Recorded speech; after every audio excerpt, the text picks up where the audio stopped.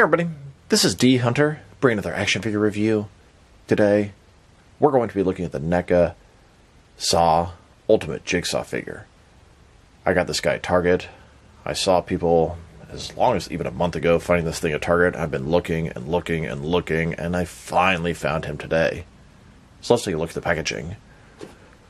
As you can see at the top, how much blood would you shed to stay alive?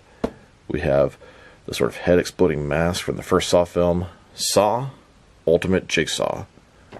One side of the package, here he is, sort of red robe, Saw Ultimate Jigsaw by Neca. Other side, here's this little creepy puppet that's on a little bicycle. On the back, we have, it looks like 3 different head sculpts for him, as well as his puppet. At the bottom, there is the barcode, if that helps anybody. This is one of Neca's Ultimate figures. Window box packaging. You can hear the Velcro as I open it up on the inside flap.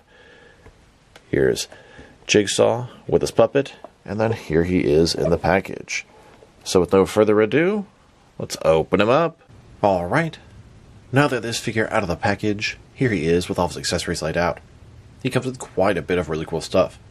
We have 3 alternate hands, totaling 5 interchangeable hands, 3 heads, a removable soft goods cloak, creepy puppet and his tricycle, a blade for his arm, a tape recorder, and then the infamous reverse bear trap. Before taking a look at all that, let's talk about and check out the figure. So this is John Kramer from Saw, the infamous Jigsaw killer. He killed people that were sort of wasting their lives because he was dying of cancer, and I guess he was sort of jealous of them, having their lives in front of them, and just squandering them.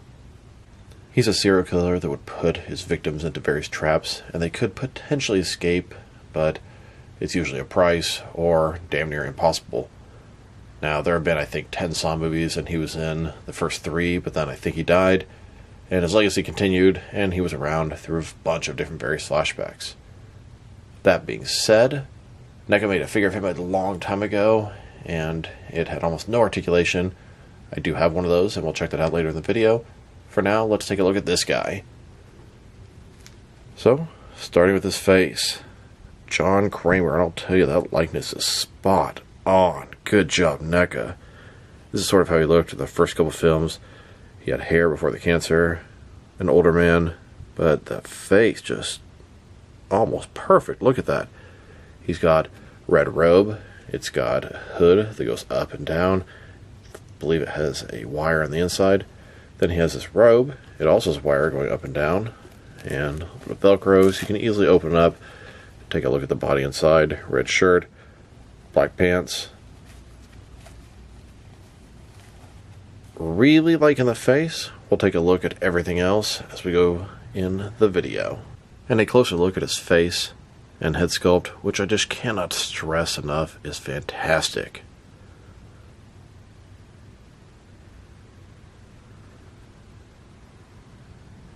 This features the likeness of the actor Tobin Bell. And here's the figure, broken down as far as he can go, with all of his removable parts detached. It does look kind of weird on the body, having the red shirt and the black sleeves. Probably should have just done the sleeves in red also. Now let's check out his accessories, and let's start off with his hands. He has a total of 5 hands, 3 right hands, and 2 left hands. Here he is with his first pair of hands. These are his fists, and then his second pair of hands. These look like some grabbing or choking hands. And he has one more alternate right hand, which looks exactly like the previous hand, so I don't know what the point is. Now let's look at his heads. He has 3 of them. One has a regular John Kramer head with hair. One is a bald John Kramer head. He had cancer. And then third one is with the pig mask on. He used the pig mask when he's abducting his victims for his different various traps. Here's his first head. This is the John Kramer head with hair. Here's his second head. This is a bald head. He has a very tiny little beard or goatee thing going on. And here's the head with the pig mask. It's a weird sort of freaky mask that he would wear when he was capturing his victims. Here's his cloth soft goods robe. Made of soft goods. Got a little bit of Velcro on the outside to hold it shut. It does have a wire going down either side of the front, so you can have it sort of sway in the wind or close it shut. Here's how it looks on the inside. There's this weird sort of little pocket thing going on. Other side, slightly different color red. And of course we have this hood, which also has a wire on the inside. Here's John Kramer without the cloak. And then here's Kramer with the cloak on. Here's Kramer with the pig mask and the hood up.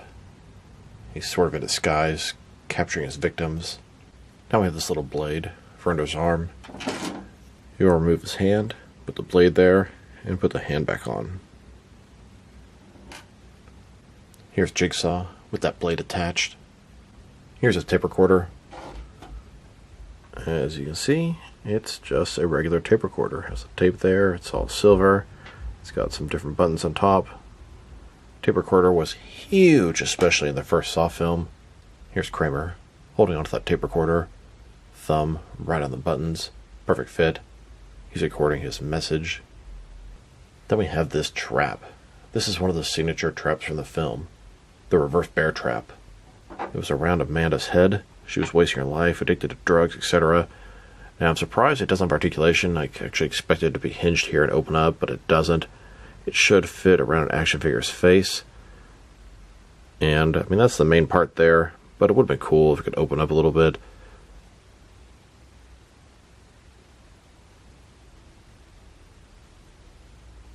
Here's Kramer with that bear trap on, although it's not meant for him. I put it on the bald head because it's a lot easier to put on there. The hair kind of makes it difficult and not able to go down as far as it needs to look good. Here's a look at the creepy doll on Tricycle. So we have this doll, which is sort of signature to the Saw movies. He's a really weird, sort of creepy-looking thing, kind of like a clown. He has a spirals on his two cheeks. It's just really, really weird. It would come on screen on a little video and say, "Hello, would you like to play a game?" And then it would sort of tell you the criteria to winning, losing, or dying. He has a little bit of articulation. The legs move out, ball joints. One is sort of bent, one is not, and that's kind of annoying if you want to stand him up without the bike. Then his wrists, ball joints as well. And his shoulders, up and down, another ball joint, as well as the neck. So, pretty cool. He's not just a useless puppet, he's a semi-articulated puppet. Here's that puppet onto the tricycle. You can actually fit the handlebars into his hands. The feet actually sort of onto the pedal. There's a little peg that would go into the hole in his foot, but I was having trouble getting in there. Now, the one I had from Neca from, 10 plus years ago was very fragile and broke. I'm treating this one very carefully, but it feels a little bit better. Here's a look at the new version of the puppet on the left, next to the older Neca version on the right. Now they're very similar. Paint a little bit better on the black of his outfit. Shoes a little shinier here. Now the old one here, it broke where the handlebars connect, which is pretty annoying. I glued it once, then ended up breaking again. I usually just have them sort of sitting in the background.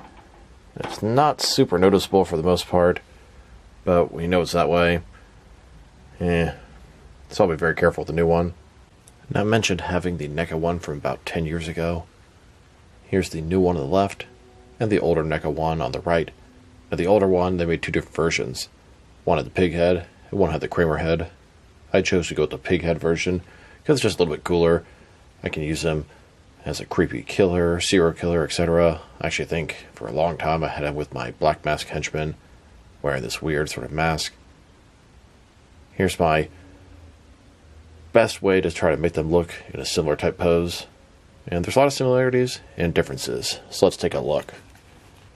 Starting with the head, the pig mask, they're both very creepy.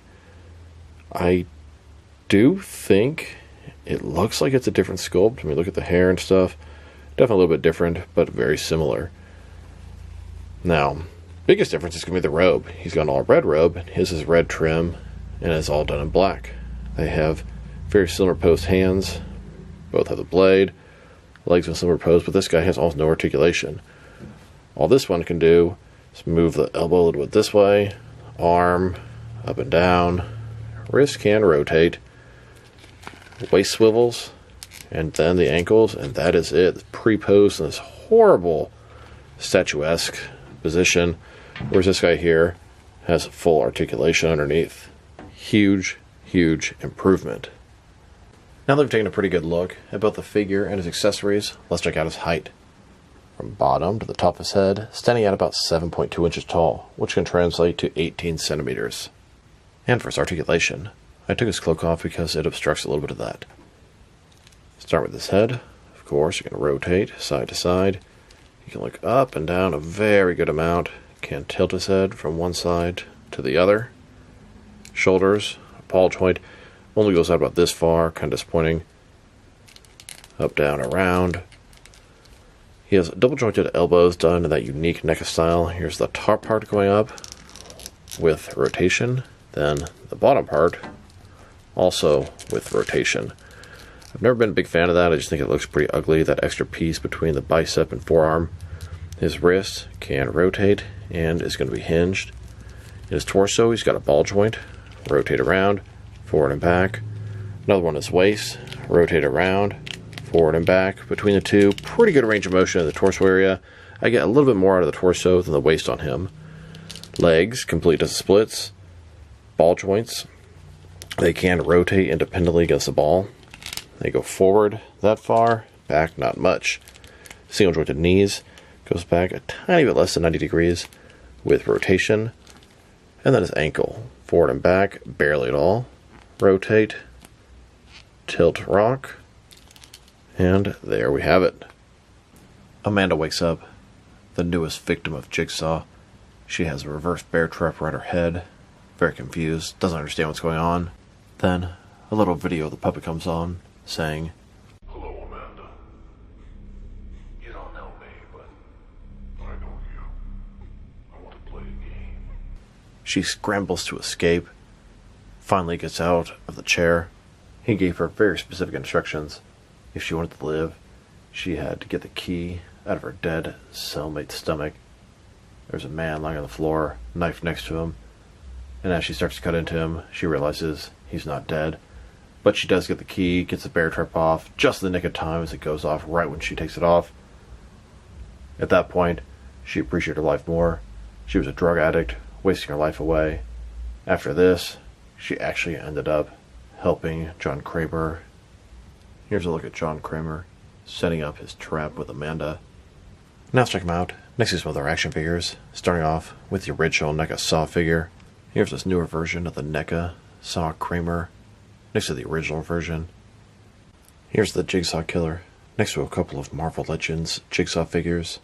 And here he is, next to a couple of DC Professor Pig figures. He could make an okay fill-in for him. I also thought this body could make for a really nice base for the custom Mad Monk. It's an old school Batman villain. The cloak is about perfect. Now let's check him out, next to some other Neca Horror figures. Here he is, next to some of the older Universal Monster properties, Dracula, Frankenstein, the Mummy, and Wolfman.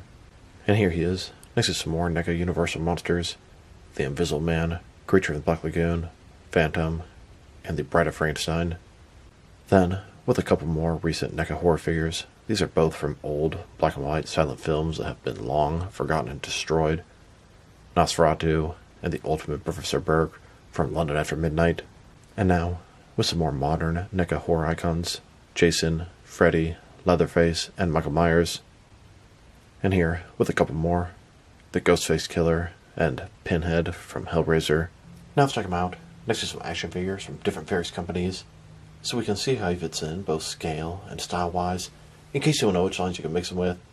Since he's a Neca figure, they're typically the 7-inch scale. I'm going to start my comparisons with some of the larger action figure lines I collect, and work my way smaller. But first, let's check him out with some of his Neca brothers. In front of you are 5 different action figure lines, all from Neca Toys, all 7-inch scale. And now, with some Jack-specific wrestling figures, and some DST or Diamond Select toys. Here's Kramer, next to a bag of Lay's potato chips. And here he is, next to some McFarlane and DC Direct figures. Then, with both some Mattel and Jazzwares wrestling figures.